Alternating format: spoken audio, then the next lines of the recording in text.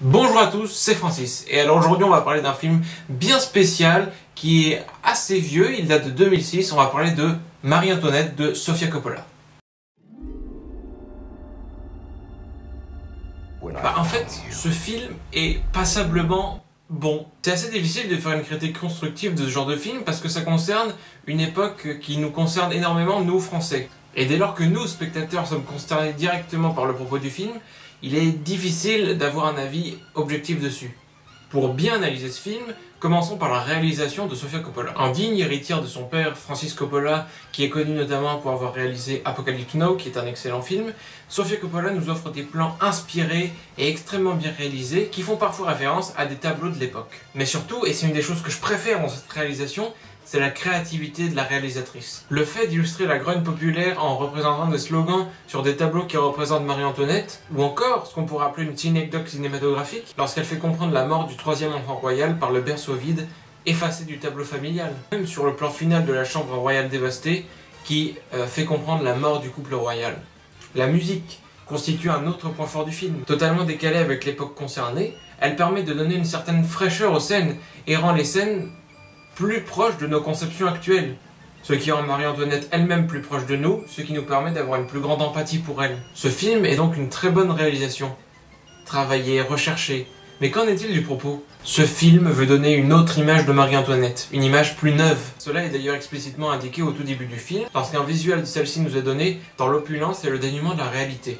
Le message de Coppola est clair, voilà l'image qu'on se faisait d'elle à l'époque, l'image que vous vous faites encore aujourd'hui, eh bien moi, réalisatrice, je vais vous donner une autre facette de Marie-Antoinette. Ce film est basé sur une biographie écrite par Antonia Fraser, qui avait déjà l'ambition de donner une image de Marie-Antoinette différente de celle que se font les historiens actuels. Mais, et il faut en parler, même par rapport à la biographie, le film prend d'énormes, sur certains points, prend d'énormes libertés sur la vérité historique.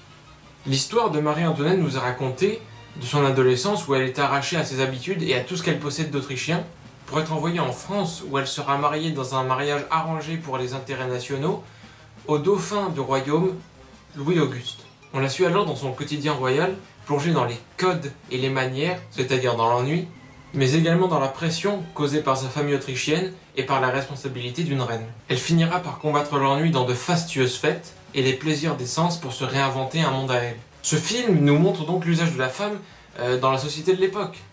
Même la plus puissante des femmes doit se plier aux règles que lui impose la société. Marie-Antoinette nous est dépeinte comme une femme utilisée, au quotidien dictée, sans aucune considération de son bonheur personnel, mais également comme une femme usée par le joug des responsabilités. Ce propos est intéressant, puisqu'il met en relief le fait que les femmes n'aient pas voix au chapitre dans leur propre vie. Cependant, faut-il tromper son mari pour être une femme? Tous les films sont politiques.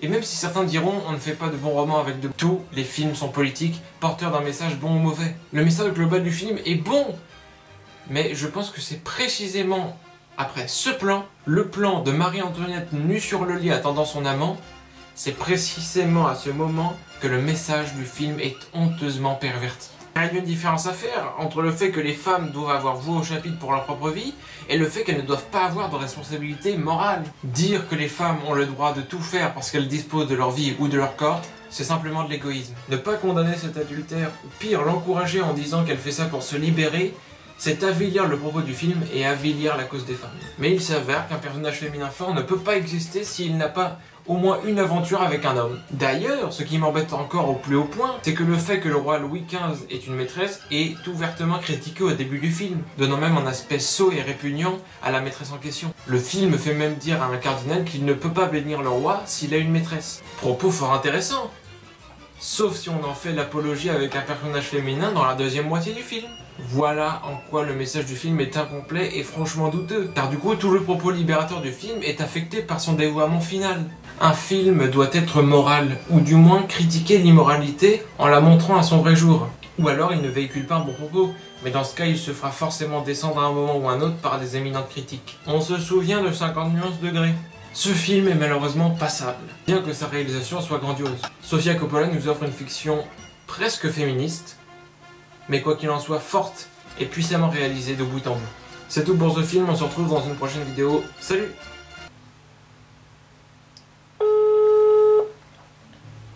Il va pas répondre le con. Bonjour, c'est votre message, après le signal sonore. Une fois l'enregistrement terminé, vous pouvez raccrocher. À rouler!